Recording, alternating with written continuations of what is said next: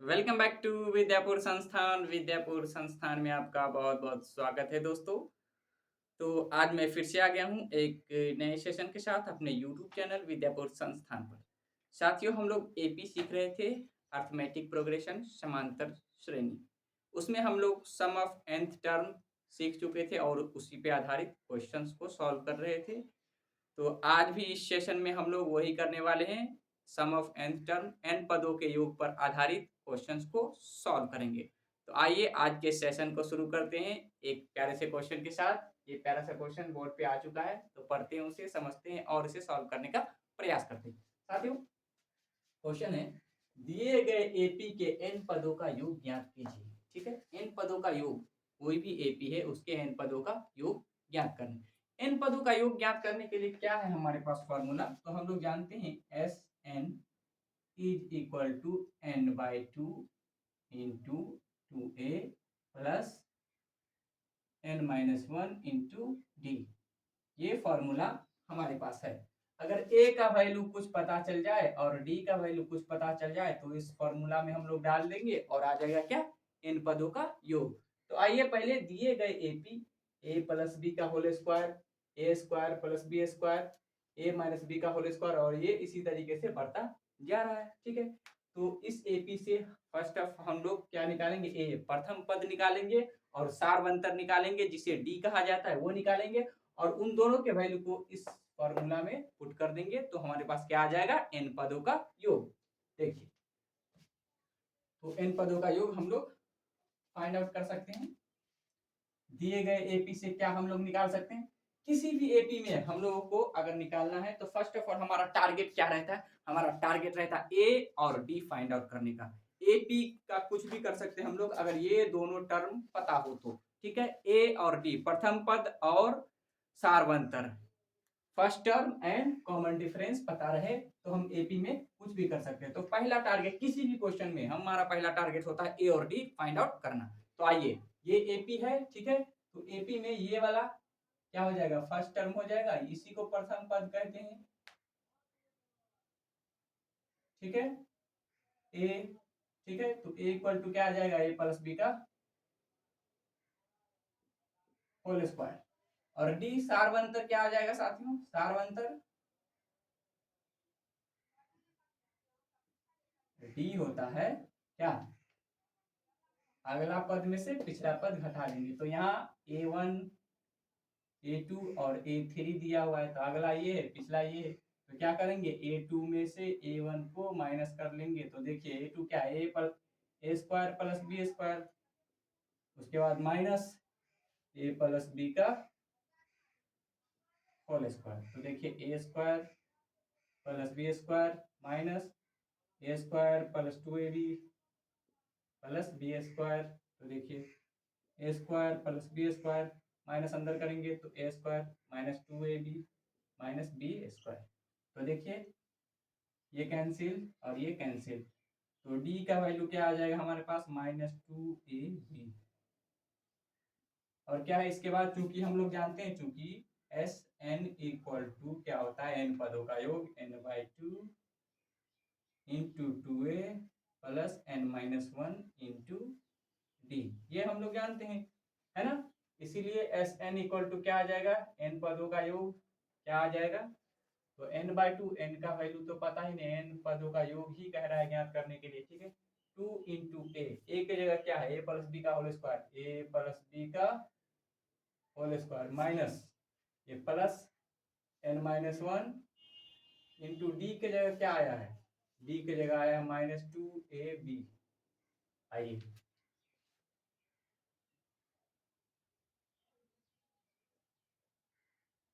ए plus B के whole square पे से तोड़ेंगे तब A square plus two A B plus B square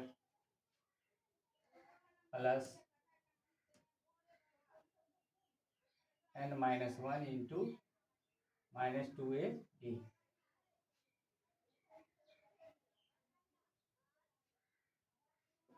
इस टू को अंदर कर लेंगे तो two A square plus four A B minus plus B two B square.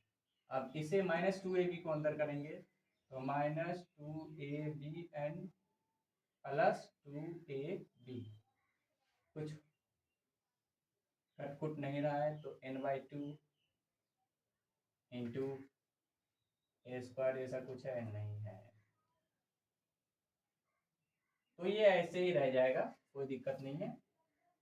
यहाँ पे आ जाएगा a प्लस b का, हाँ 2 कॉमन आएगा, ये 2 इंटू a प्लस बी का होल स्क्वायर ही ये रह जाएगा, और प्लस n-1 इंटू में -2ab। अब यहाँ से कुछ कॉमन आएगा, ये सब स्टेप नहीं करेंगे, ठीक है। यहाँ से -2 सिर्फ कॉमन ले लेंगे, 2 कॉमन ले लेंगे तो यहाँ रह जाएगा a प्लस बी का whole square, -n-1 into ab, ठीक है। ये आ जाएगा हमारे पास, 2 से 2 कैंसिल, तो n into a plus B का whole square -n-1 into ab, यही हमारा आंसर आ जाएगा n पदों का योग, ठीक है साथियों। तो नोट डाउन कर लीजिए, लेते हैं नेक्स्ट वाला क्वेश्चन।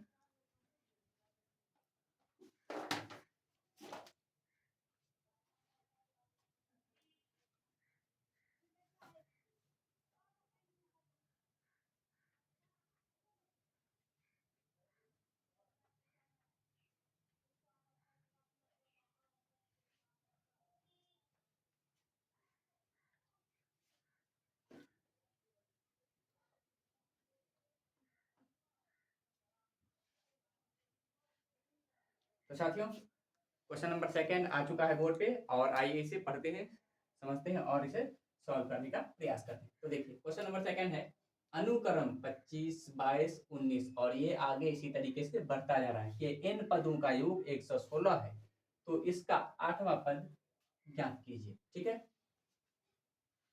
दिया गया क्या है,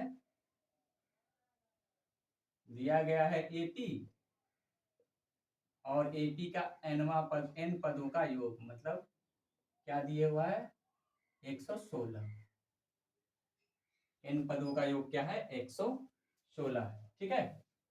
तो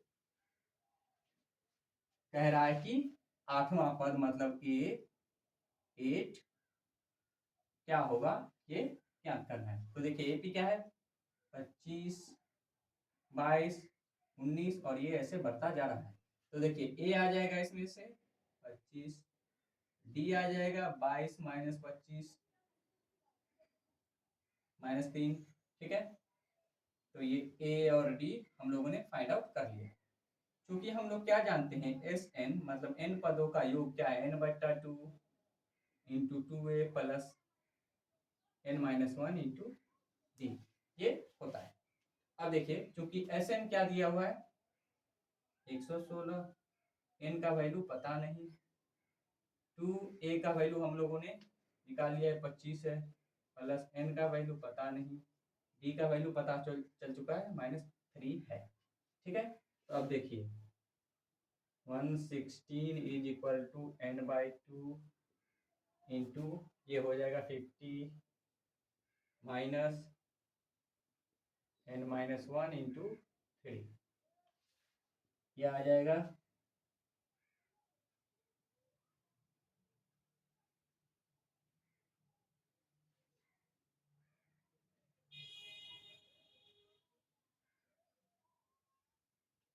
ये आ जाएगा इतना। अब देखिए 232 is equal to n into ये आ जाएगा 53 -3n, यहाँ से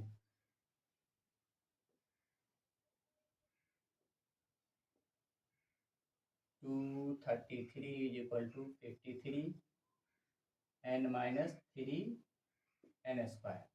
इस सब को इस तरफ ले आएंगे तो 3n² minus 53n plus 232 is equal to 0।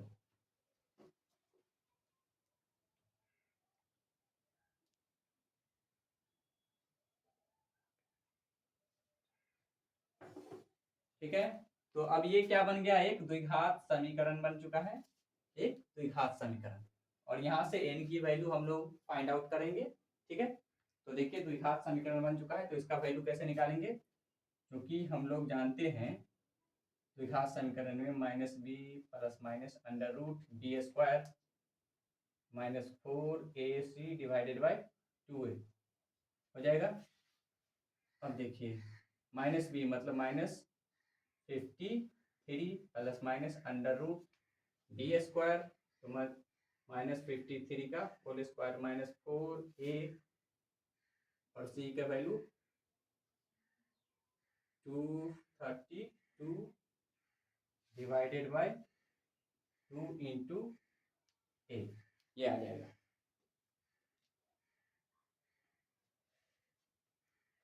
ये आ जाएगा। अब इसे सॉल्व करते हैं फर्दर, तो n की वैल्यू आएगी,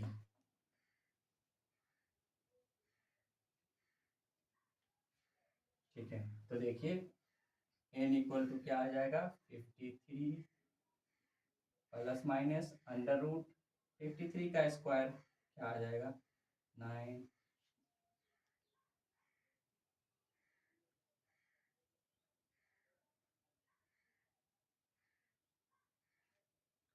2809 और ये माइनस 23212 464232 और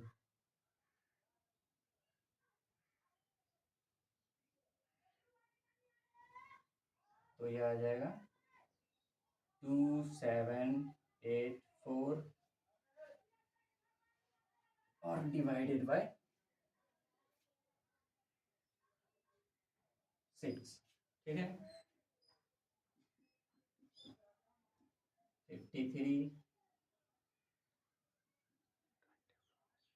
ये माइनस करेंगे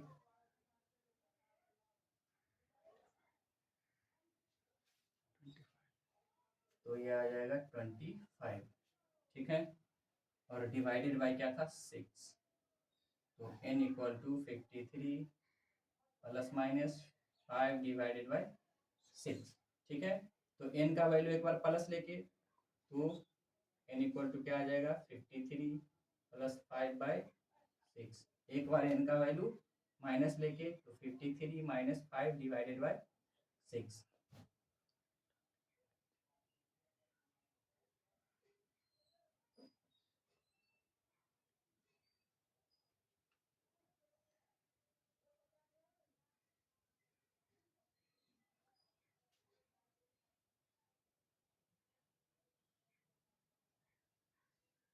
ये आएगा। ये तो होगा नहीं, क्योंकि n का वैल्यू मैंने पहले ही बताया था कि n का वैल्यू कभी भी माइनस में नहीं हो सकता, क्या हो सकता है, और डेसिमल में नहीं हो सकता, और फ्रैक्शन में नहीं होता, मतलब बट्टे में नहीं हो सकता। तो ये वैल्यू तो होगा नहीं 29/3, तो n की वैल्यू क्या आ जाएगी, मतलब 8, ठीक है, 8 आ गई, ठीक है। तो क्या पता चल गया, इसमें जो 8 पदों का योग था वो 116 था, n क्या आ गया इतना। अब आगे क्वेश्चन क्या कह रहा था, 8वां पद भी निकालना था, ठीक है, 8वां पद, ठीक है।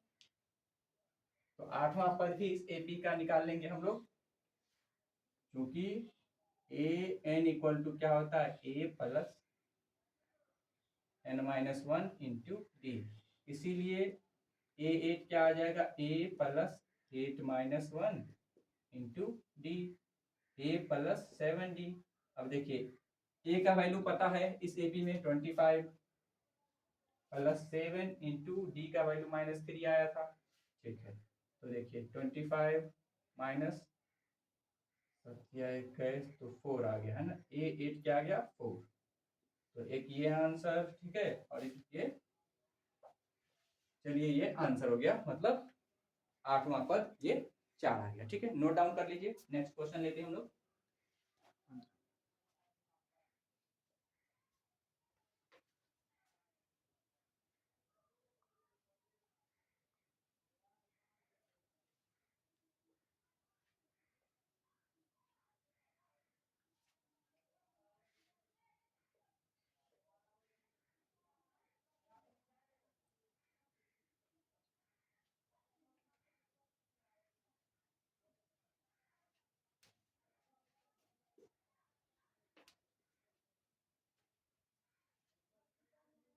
क्वेश्चन नंबर 3 है, क्या कह रहा है?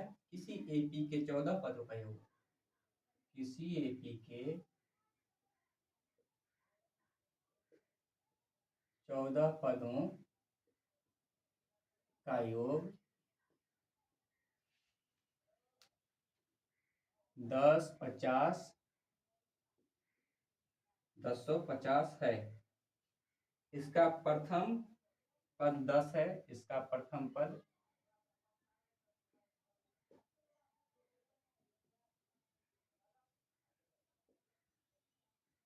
10 है, तो 20वां पद ज्ञात कीजिए। 20वां पद ज्ञात कीजिए। साथियों, ये क्वेश्चन कह रहा है, पढ़ता हूं फिर से, उसके बाद इसे सॉल्व करने का प्रयास करें। कह रहा है किसी एपी के 14 पदों का योग 1050 है, ठीक है। इसका प्रथम पद 10 है, तो 20वां पद ज्ञात कीजिए। देखिए दिया गया क्या है, पहले वो लिख लेंगे हम लोग। क्वेश्चन में दिया गया क्या है, हमारे पास 14 पदों का योग, मतलब S 14 दिया गया है, क्या 1050, ठीक है। और उसका प्रथम पद मतलब A जो है वो 10 है, ठीक है। तो ज्ञात करने को क्या कह रहा है, 20वां पद, मतलब A20 कह रहा है कि क्या होगा, ठीक है। तो आइए, जो दिया हुआ था और जो निकालना था ये हम लोगों ने देख लिया। क्योंकि हम लोग जानते हैं SN इक्वल टू क्या आएगा दोस्तों, N/2 into 2A plus N-1 into D। ये तो हम लोग जानते हैं फॉर्मूला है, ठीक है। तो देखिए इसीलिए S14 क्या आ जाएगा, अब जहां जहां N है वहां वहां 14 आ जाएगा, तो 14/2, ये 2A प्लस 14 -1 इंटू D। अब देखिए S14 क्या दिया हुआ है, 1050, इसे कैंसिल करेंगे तो 7, 2A प्लस 13 इंटू D।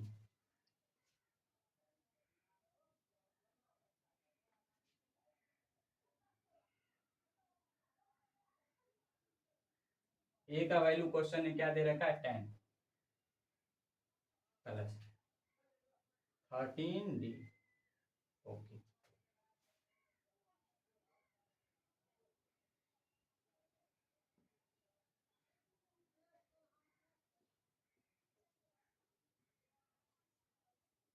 ये आ जाएगा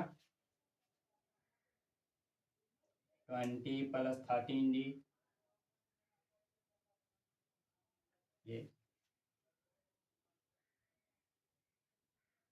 150 आएगा, कैंसिल करेंगे तो, इसीलिए 13D इक्वल टू आ जाएगा 150 माइनस 20, 13D आ जाएगा 130, इसीलिए D equal to 130 divided by 13, cancel out करेंगे तो ये 10 आ जाएगा,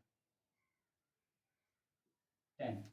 अब क्या कह रहा है, इसका 20वां पद, तो हम लोग क्या जानते हैं, चूंकि AN इक्वल टू क्या होता है, A plus N-1 into D, इसीलिए A20 क्या आ जाएगा, तो A20 आ जाएगा A प्लस 20 -1 इंटू D, तो A प्लस 19D, ठीक है। और A का वैल्यू पता है हम लोगों को, A का वैल्यू क्वेश्चन ने दे रखा है 10 प्लस 19, और D का वैल्यू हम लोगों ने निकाला है क्या, 10। तो देखिए ये आ जाएगा 10 प्लस 190 इज इक्वल टू 200, मतलब A20 क्या आ गया, A20 आ गया 200, ठीक है, 200 आ गया। ओके, तो साथियों टाइम जवाब दे रहा है, और इस वीडियो में इतने क्वेश्चन तक ही हो पाया है। तो मिलते हैं नेक्स्ट वीडियो में, और वीडियो अच्छा लगा हो तो like share comment and subscribe तो जरूर करेंगे। And thank you for watching my video.